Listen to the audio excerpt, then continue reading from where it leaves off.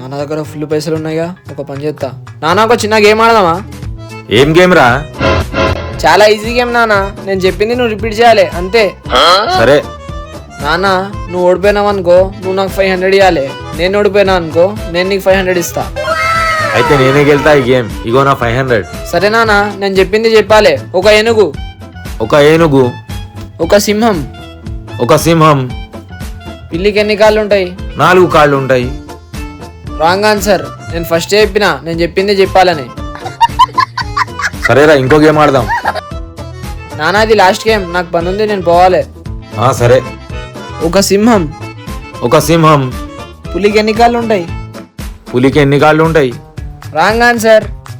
Right ఆన్సరే కదరా. నాన్న నేనేం చెప్పినా, నేను చెప్పిందే చెప్పాలని చెప్పిన. 500 ఇచ్చేస్తే అయిపోతుండే, మంచిగా 1000 రూపాయలు బొక్క అయినాయి.